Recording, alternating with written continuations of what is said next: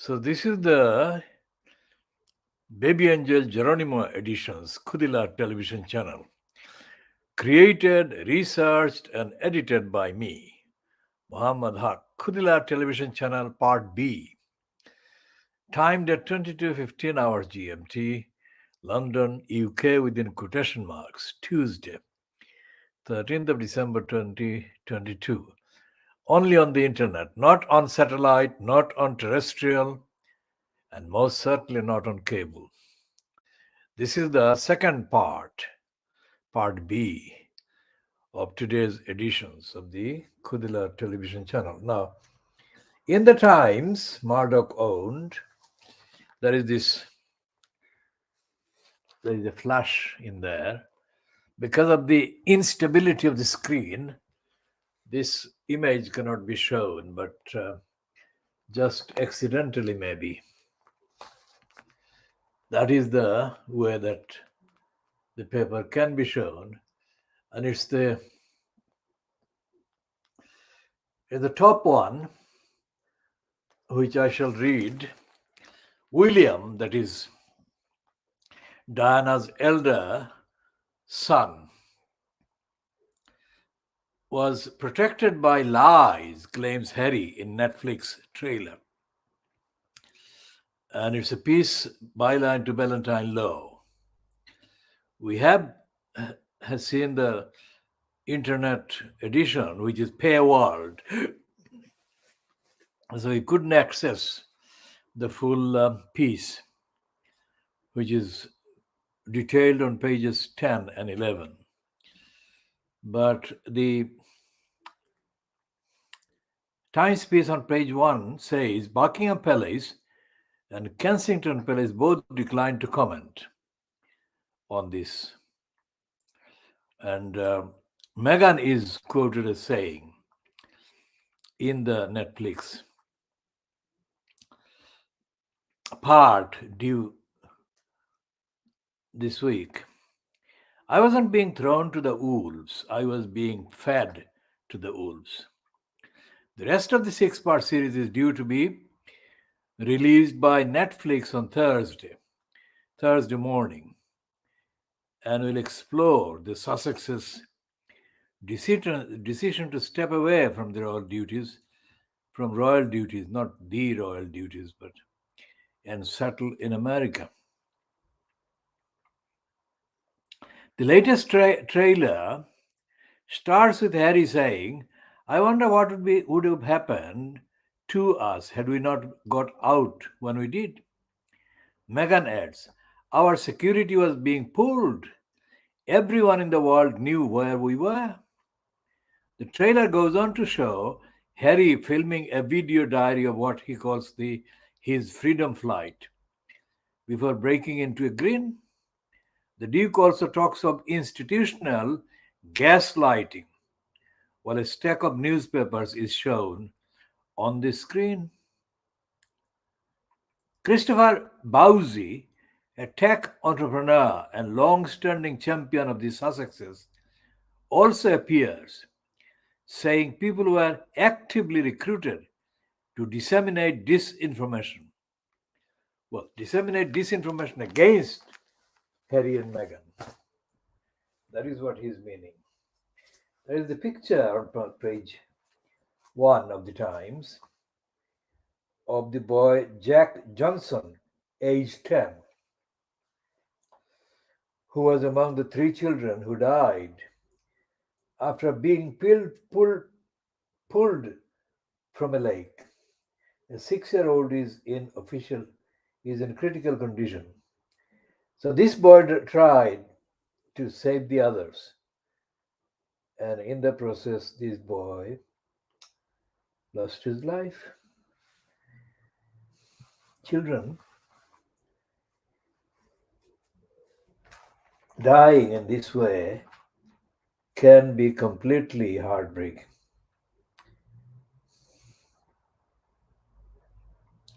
Now, the Times says that in the next part or parts of the Netflix documentary, explosive claims are made but none of the claims land with a bang.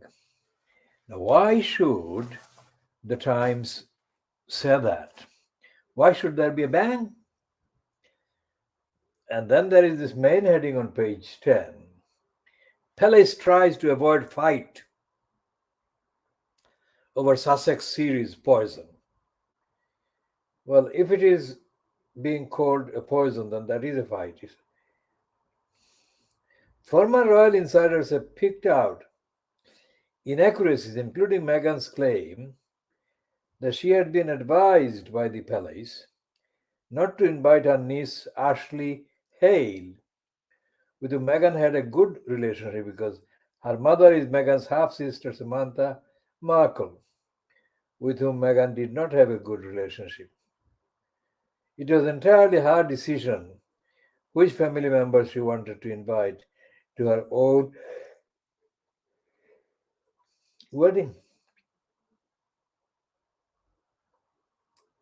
One source said she herself decided that she wouldn't invite her, that is her niece, because she wanted to shield her from the attention.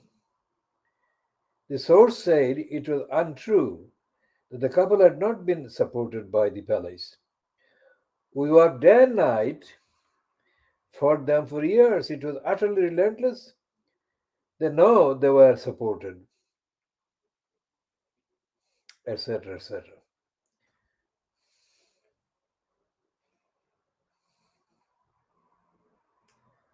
And so we shall be leaving this intro to the next series at that stage, and we shall be commenting in later editions. Now, there is a piece in the Times today, that is Tuesday, the 13th of December, 2022, that I agree with. Why? Because the person who wrote it is somebody I loathe, because she's a racist and she is a front-line attacker of Muslims generally. She's a former Guardian kind of name who became absolutely anti the Guardian and absolutely racist. And today, the heading in her column is absolutely something that is true, which is very rare.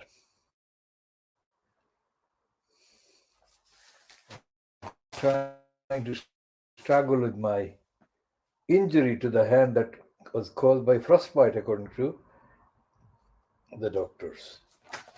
So I'm recovering from the frostbite. I've got injured fingers, which we've made difficult for the last almost year for me to use my fingers to turn the page or write. I can't even write my name by hand.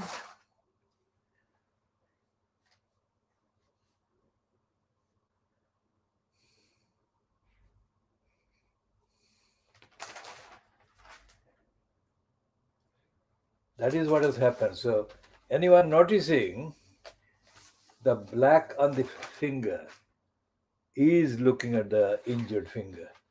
Most injured finger, that one. So I'm struggling to find the page that I referred to where I agreed with the writer. The headline is least. And I need to justify that, detail that, because that writer is somebody I loathe.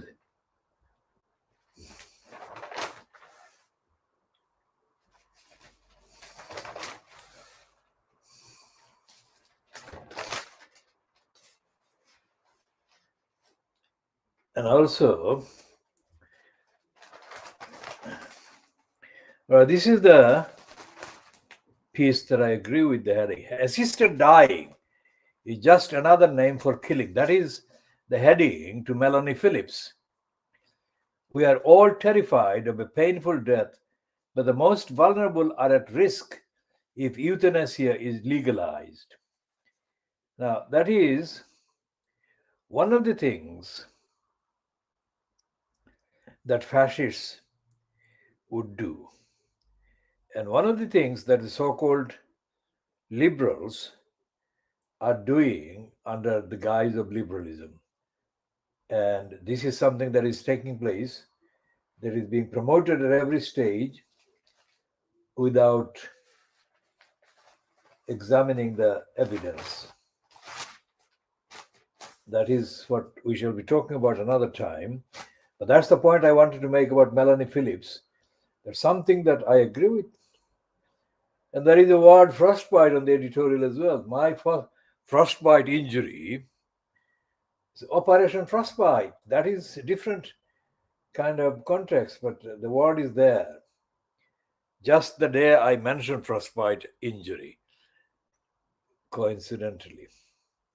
And there is only one letter in the Times about Rwanda that Matthew the fascist, posing as a liberal, promoted the Rwanda plot to deport asylum seekers to Rwanda. Matthew Perry's 10th of December mentions an apparent paradox in the Rwanda proposals that a large number of people will have to be sent there to reduce the number wanting to come here. There is also a moral paradox in the government's message. On the one hand, it is touting the policy as a deterrent to further migration. Within bracket, it says, who would want to go to Rwanda? And on the other, it is saying that Rwanda is a perfectly decent place to live. Both statements cannot be true. Now, this sounds like a Polish name, but I could be wrong. This is Lenka Medlik, Rye, East Sussex. We shall explore this topic later.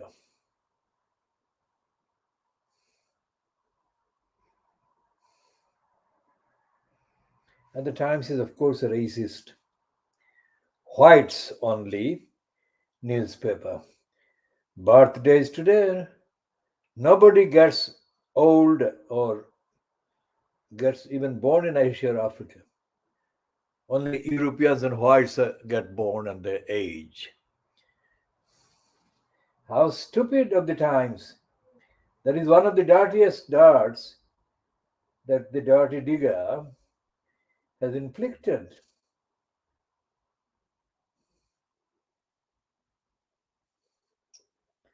And this is the empire hitting back against Pakistan. How is that? A historic test series win in Pakistan is testament to England's fearless play. Fuck off. This is testament to nothing. A win in sport is a testament to absolutely nothing. And the Times is exaggerating. Now, going back to the Sunday Times and the investigative piece that I read from in the earlier edition, jointly co-written by Gabriel Pogrand and Jack Claver. It is unmasked. In the panic during the first COVID wave, hundreds of firms were swiftly given contracts to supply medical protective gear.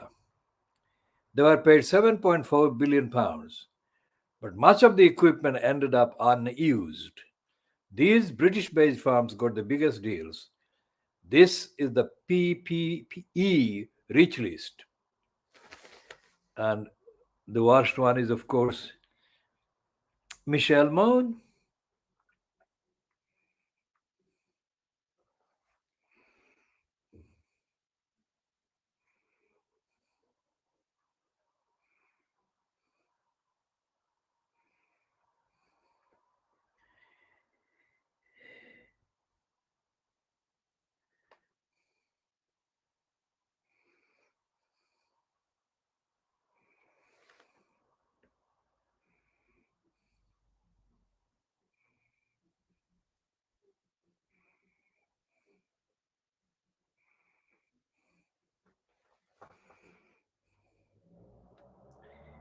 And this one, full support healthcare limited. They got a contract, £2 billion.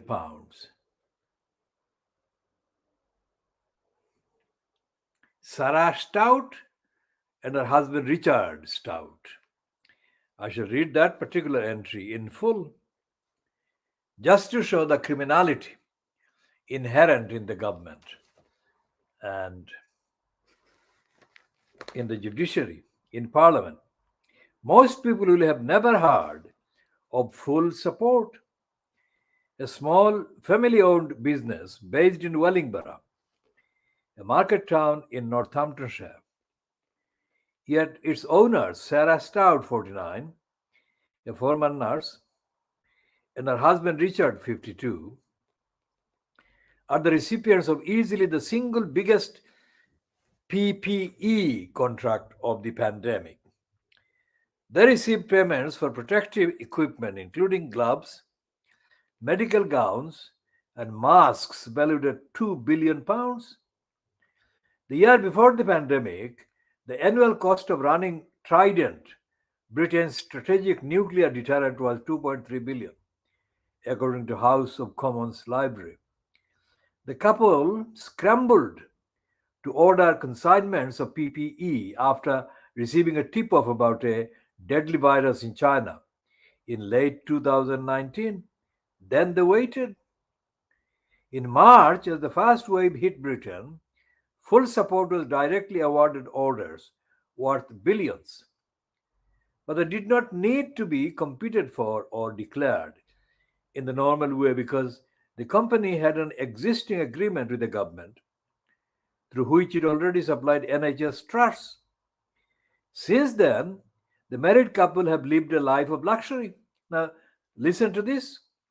Recent purchases they made include £6.75 million home with 19,000 square feet of space, 18 acres of landscaped gardens, lawns and 2 lakes, an equestrian center to cater for Sarah's love of horse riding, and a £30 million villa in the Caribbean. As for the precise extent of their profits, last summer the Stouts based their company offshore in Jersey, a tax haven. Filings at Companies House do not disclose revenue or profit. They say that the firm and its immediate parent entity paid £7,600 in corporate tax as of last September, but do not say what they paid HMRC in total last year. What we do know, according to official data, is that their company ultimately produced 140 million items designed, designated do not use by health officials. Their estimated value, £84 million. Now, this is the kind of scandal. Now, this is not something that is an obscure incident. This is the normal kind of thing that happens in Britain. Now, let me explain. When I say that Keir Starmer has been politically murdering the Labour Party or had politically murdered the Labour Party, what do I mean? I don't mean that he has murdered anyone, any individual member of the Labour Party or supporter of the Labour Party. What I mean is that the ideals for which the Labour Party had been established more than 100 years ago, those ideals have been murdered. Now, they've been murdered ever since Keir Hardie died or finished being an active politician. The point is that when he was the Director of Public Prosecutions, this Keir Starmer, weeks before he finished his 5-year stint as the Director of Public Prosecutions, DPP, Keir Starmer unnecessarily, without any reason, without any call, without any emergency whatsoever for it, added new draconian fascistic hurdles in order to prevent the most poorest, the most vulnerable people among the benefit claimants getting the most necessary benefits. He criminalized it. And this unmasked series, the investigation by Gabriel Pogrand and Jacques Klava, is one of the things that Keir Starmer has not spoken about. Now, this is 7.4 billion. It's only a tip of the iceberg. It must be at least 20 billion pounds, if not more. That has been kind of routinely robbed and looted, mainly by conservatives, but all of them, the looters, are dishonest entrepreneurs who were allowed to rob the public of billions of pounds. Now, if you add up or add together all the claimants for benefits,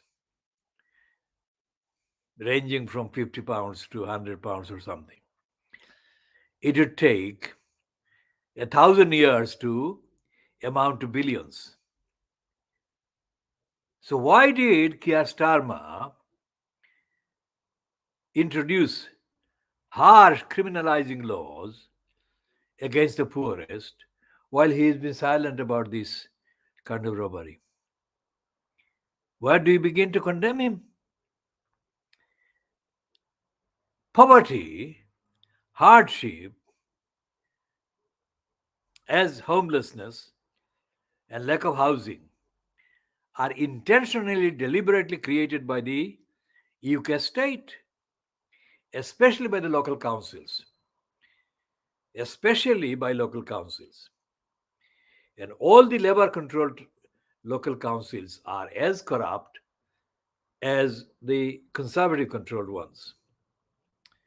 Look at the state of the council in Croydon, which has changed hands from the corrupt Labour group to the corrupt conservative majority. And the conservative majority in terms of power, because the conservatives have been allowed to foist an elected mayor on Croydon, especially because the Lib Dems idiotically completely misunderstood the remedy to corruption and thought that adding more corruption was like ending corruption. That's how bizarre and stupid local campaigners are and have been. When we set up the KHOODEELAAR campaign, KHOODEELAAR is a Siloti word exclamation. I shall explain that later in this edition. When I set up the KHOODEELAAR campaign and got only one person that supported me in December 2003, that was K. Jordan. I did that in full knowledge that a proper intelligent campaign against a local council, corrupt local council, was absolutely destined to win and destroy the local council politically, which it did. We never appeared on a single television program until 2006, really.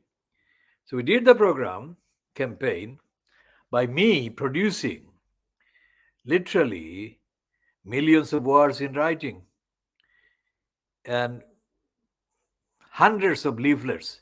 I produced every day. I produced a KHOODEELAAR leaflet. And the main focus was the Labour controlled Tower Hamlets Council. Totally discredited them, exposed them, fragmented them. One of the offshoots, not the only offshoots, was the ability on the part of the crook, Lutfur Rahman, to feel that they could mount a credible attack on the Labour Party politically in Tower Hamlets. That was the KHOODEELAAR campaign creating that opportunity. All right.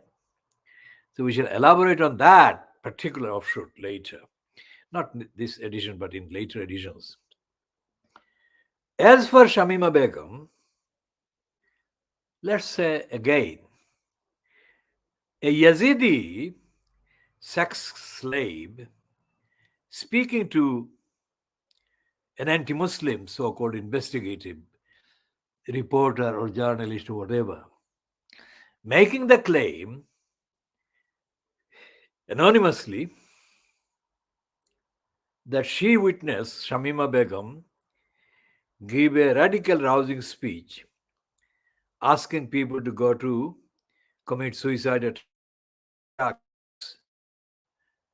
etc., etc. Now, these are things, details that are not new in the context of this so called ISIS narrative. But why is this Yazidi woman, refusing to identify herself? We shall examine this again in later editions. As for the situation in Pakistan, as I said before, Imran Khan has been caught. As I said, he was being a lazy bastard. I had not used that expression about him before, but on this occasion I did earlier in the first edition today. I called him a lazy bastard because he took it for granted that his kind of superior sloganeering about rule of law, etc., were too overwhelming for the ordinary masses, political masses in Pakistan to get through. And get through they did, because 4 years, it took him 4 years to procedurally respond to the defamation claims against him by the Muslim League, the Nawaz Sharif lot, I think. I mean, how did they do that? How did he manage to do that?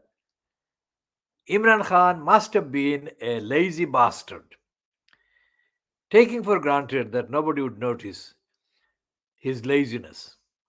I'm not for a moment saying that he was guilty of defamation. I'm saying that he is guilty and will remain forever guilty of having been lazy on this occasion and behaving like a lazy bastard. We shall add to the negative side of Imran Khan's political kind of propaganda in due course. Now, how long have we been here? We've been here 29 minutes, is it? 28 minutes. So we shall again break this edition at this point and we'll come back a bit later with the third edition.